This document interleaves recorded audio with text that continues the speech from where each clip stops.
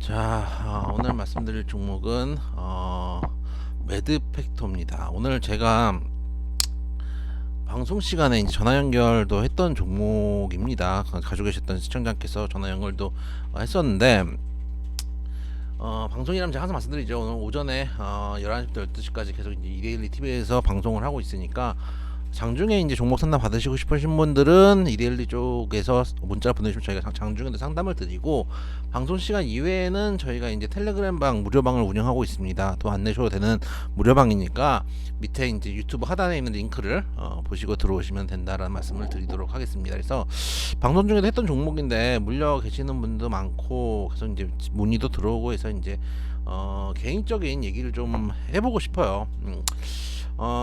일단 왜 빠졌는지부터 말씀을 드리도록 하겠습니다. 일단은 그 뉴스가 나왔죠. 보시면 매드팩토가 개발 중인 항암 신약 물질 백토서팁에서 병용 임상 이상에서 병용, 그러니까 이 약품만 단독적으로 이제 하는 게 아니고 다른 약물하고 이제 병용 임상을 요즘 많이 합니다.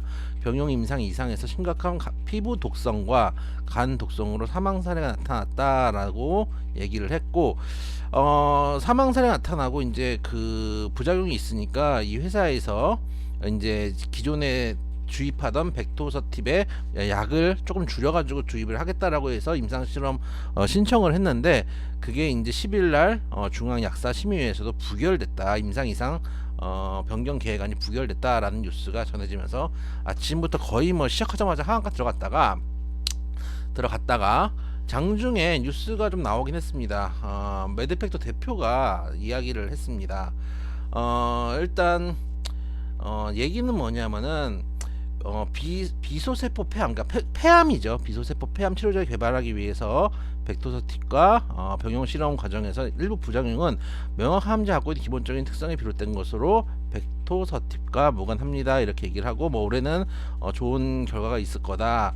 그 다음에 이제 아직도 뭐 진행하고 있는 거 있죠. 이번에 이제 임상 실패한 거는 비소세포 폐암 치료제 병용 임상 데이터에 대한 것인데, 그 외에도 대장암 치료제 아직도 하고 있고, 뭐 이런 것들, 대장암 같은 경우는 이제 병용 임상 실험을 계획을 허가를 받았다라고 하고 있고, 아직도 임상 실험하고 있으니까 뭐 기대해달라 이런 뉴스가 나오면서 단기간에 이제 하한가가 풀리는 이야기가 나왔어. 하한가 약간 풀리고 그 다음에 이제 좀 슈팅이 나왔다가 단타 하시는 분들 좀 들어가서 놓으실 수 있는 구간은 있었는데, 가지고 계신 분들 입장에서는 그렇게 이제 할 수 있는 구간은 아니었죠. 사실 이제 빠져 나오셨으면 다행이라고 생각이 돼요.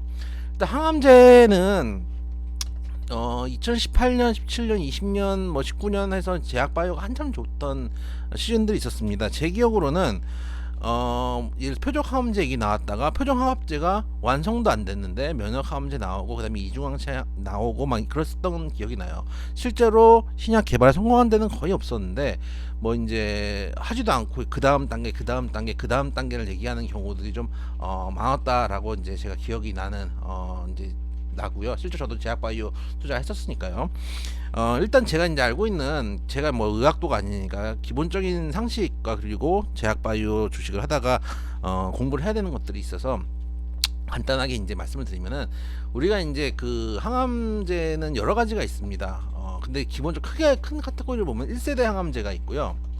이게 뭐냐면은 우리가 지금도 많이 쓰고 있는 항암제입니다.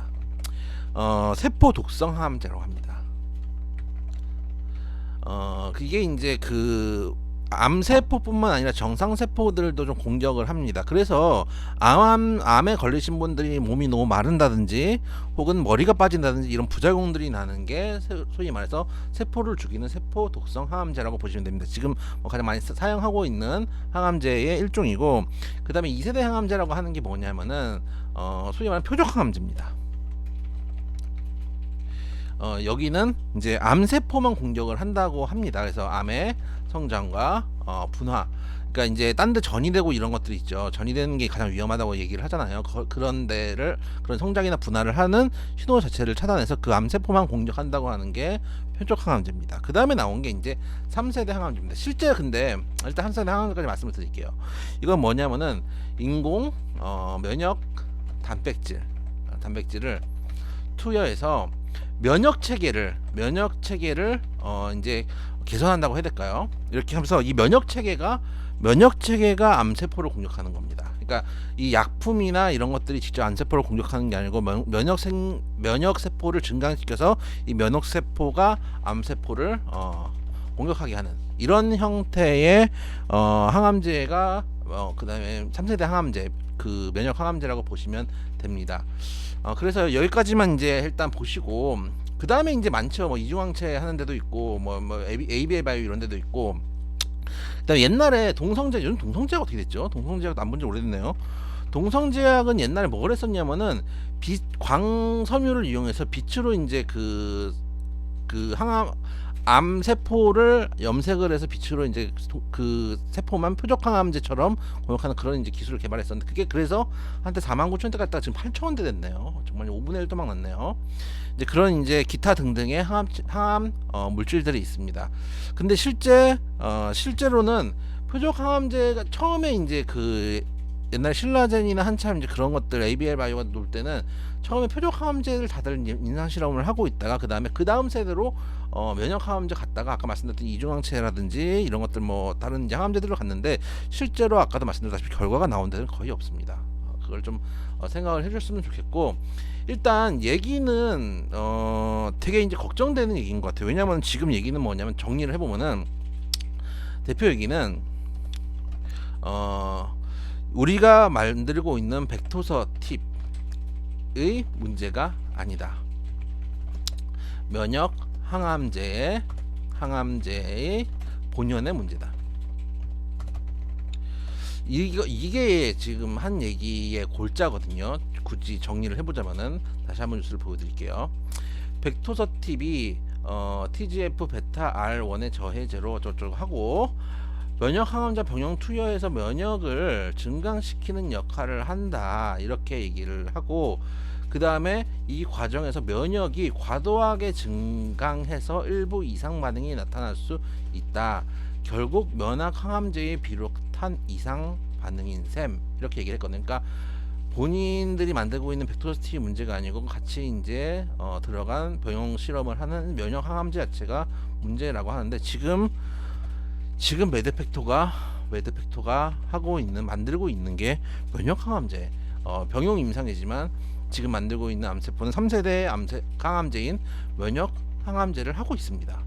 근데 면역 항암제를 하고 있고 대장암 면역 항암제도 하고 있는데 면역 항암제 자체의 문제를 이야기를 하면은 이 대전제가 다 틀어진다는 얘기거든요. 그래서 이 얘기는 백토서 팁을 커버하기 위해서 면역 항암제라는 거를 어떻게 보면은 부정 내지는 부정적으로 얘기를 하는데 그 끝에는 앞으로 대장암 면역 항암제는 무리 없이 진행하겠다. 그래서 앞뒤가 좀 안 맞는다고 생각을 해요. 물론 이제 자세히 들어가면은 이제 그 의학자들이 있겠죠. 있을 텐데 일단 저는 주식하는 사람으로서 기사를 보거나 또 이제 회사에서 나온 이야기들을 종합해서 판단을 할 수밖에 없습니다. 투자 판단을 하는 거니까요. 그래서 이게 좀 맞는 얘기인가 하는 의문이 있어요. 그리고 둘째, 이제 주식의 관점에서 접근을 할게요.